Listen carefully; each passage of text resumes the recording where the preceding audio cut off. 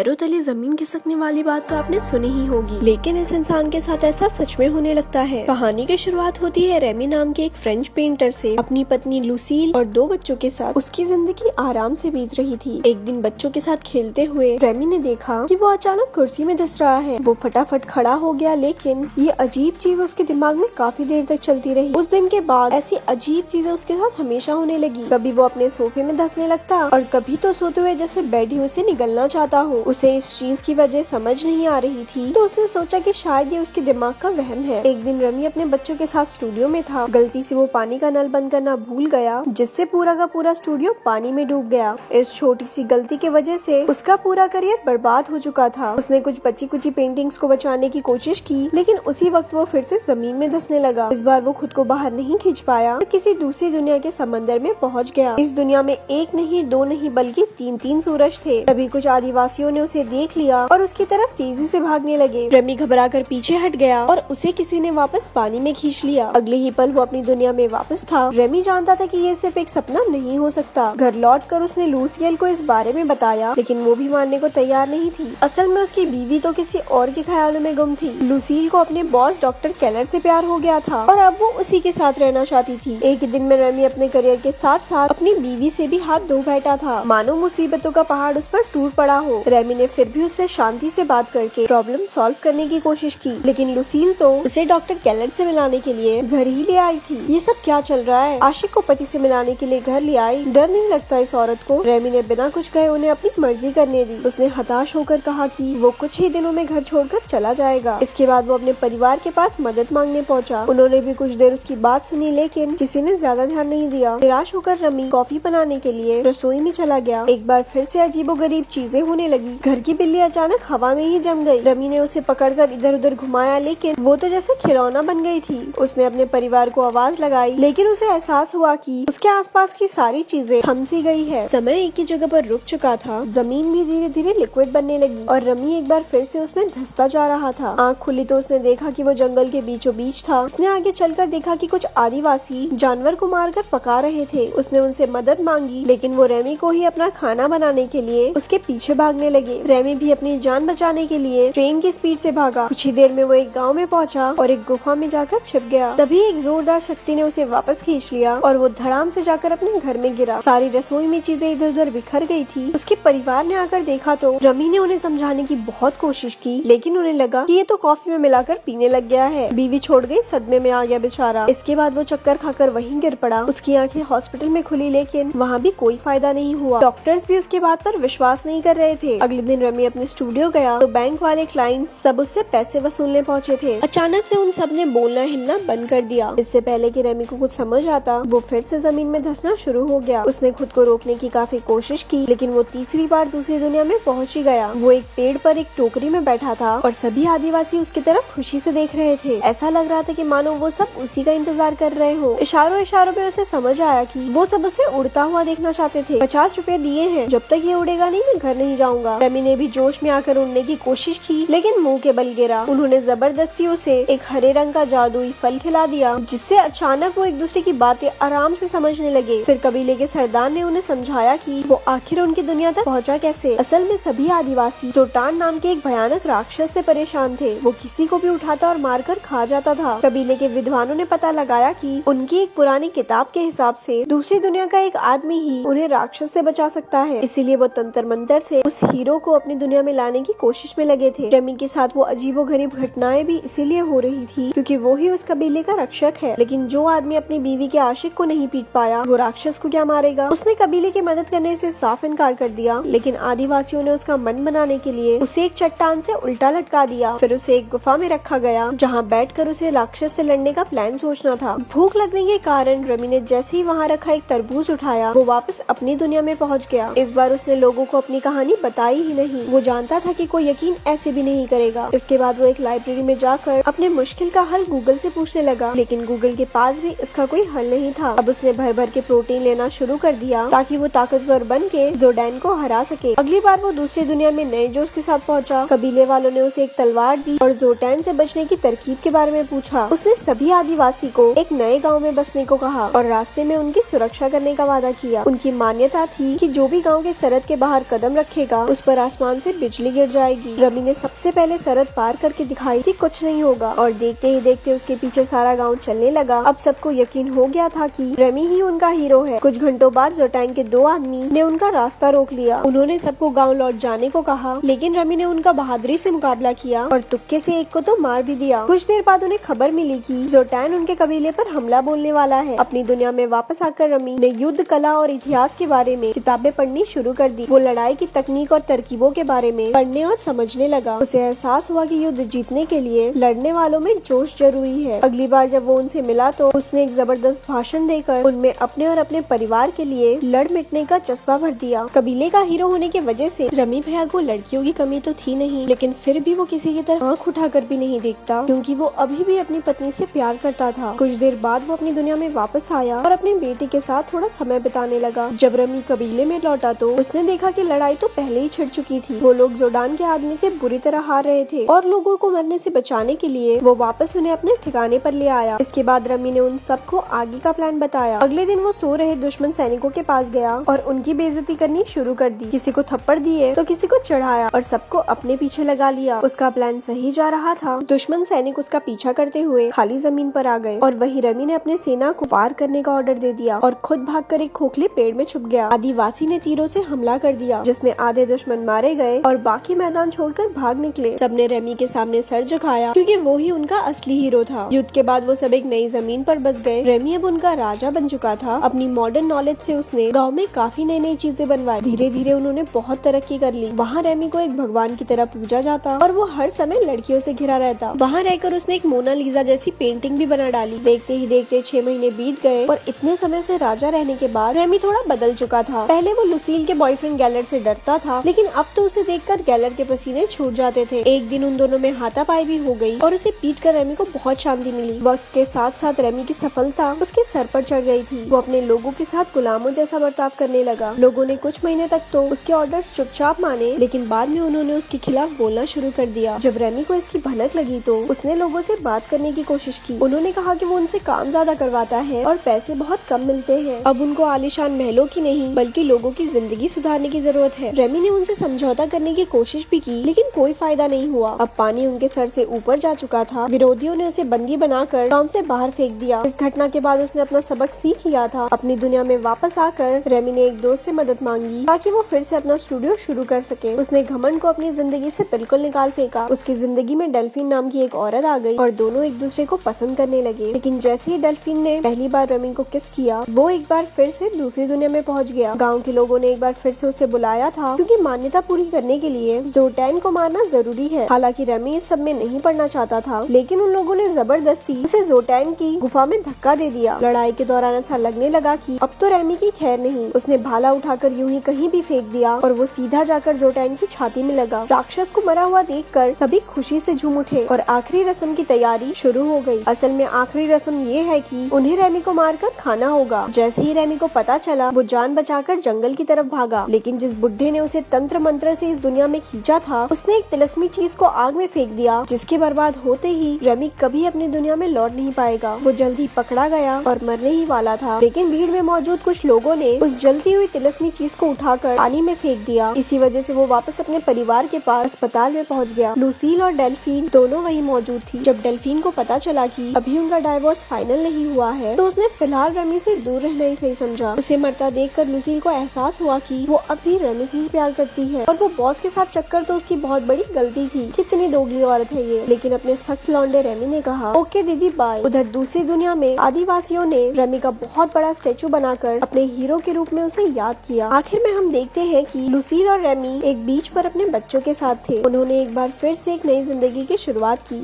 यहाँ अपना रेमी पिघल गया और ऐसे ये मूवी यहाँ खत्म हो गई। ऐसी और स्टोरी सुनने के लिए हमारे पेज को लाइक करें। धन्यवाद।